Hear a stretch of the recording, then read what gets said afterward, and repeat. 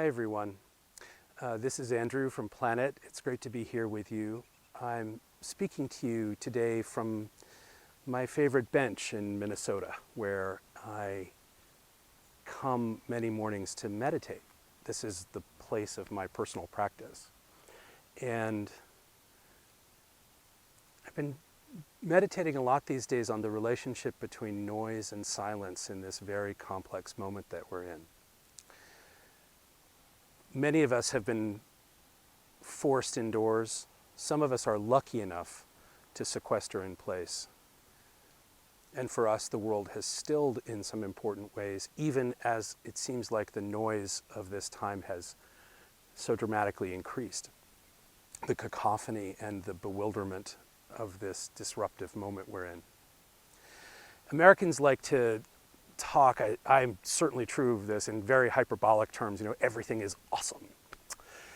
And I was listening to people talk about COVID as if it were a kind of seismic event. And in fact, it was a seismic event. Scientists, Earth system scientists who measure the infrasound of the planet registered in their seismographs the quieting of the Earth in cities all around the world as we entered the Great Pause earlier this year. And now we're transitioning really what I think is into a kind of long emergency. For the next 2 or 3 years, the public health emergency of COVID is going to be front and center. Right behind it, there's a huge economic crisis. We've just spent enormous amounts of money. We've mortgaged some parts of our children's future, and we're going to have to think differently about how to organize on the other side of that and deal with that crisis. And on the other side of that, there's a kind of intergenerational crisis, I think, of institutions and of the social contract. And cutting through all of that really are the twin crises of the climate crisis and the loss of nature.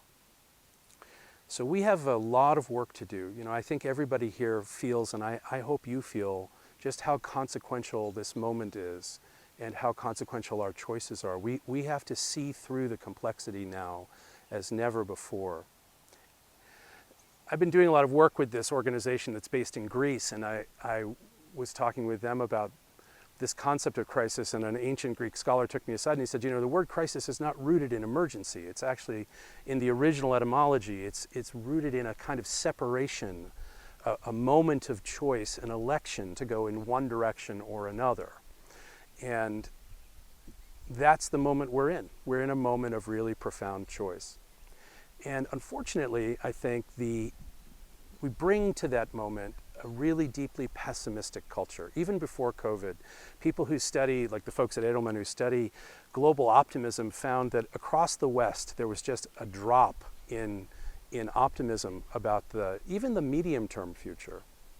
And that's led to a deep loss of faith in institutions. No institution in society now is seen as both competent and trustworthy.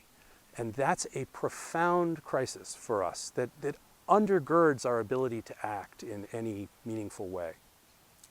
And yet, at the same time, the thing that I see is we've given everybody around the world this fleeting, if extraordinarily painful glimpse of what a lower carbon future might look like. The awe and reverence that people had when they saw the skies clear and when we saw people come back, nature come back into our communities in a matter of weeks in some instances.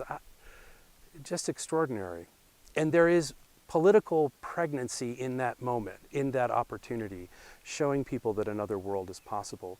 In China, in the same period that 5,000 people lost their lives to COVID, some colleagues of ours from Stanford found that some 70,000 seniors and 4,000 children under the age of 5 had their lives dramatically extended because of just the temporary reduction in air pollution, which is such a critical fact. And then, of course, the other big story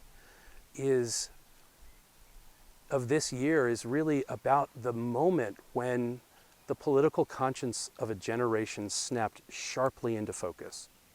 The opportunity to connect climate activism and the enduring quest for racial and social justice must merge. We cannot have an environmental movement that is now not actively anti-racist. They're just part of the same thing. The International Energy Agency folks have told us that this year, with all the pain that we've endured, total carbon emissions have only dropped about 8%.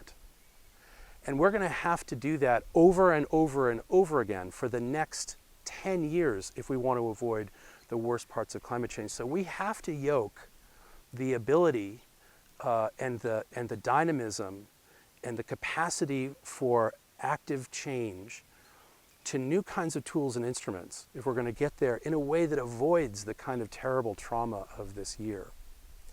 And that's a big part of what we're working on at Planet, is how do we move from producing big data with lots of information into an environment where we're producing big indicators that tell us in real time about the health and wellness and well-being of every part of the earth in a way that we can then use to power new kinds of financial architectures and new ways of telling the story of progress or the lack thereof so that we can galvanize action and so that we can put those tools in the hands of ordinary people to drive change. As examples of this, you might look at the work of this organization called Carbon Tracker, which is using satellite imagery and the same tools that Google uses to tell you whether or not something is a cat or a dog, to independently monitor and assess all of the coal-fired power plant emissions in coal-fired power plants around the world.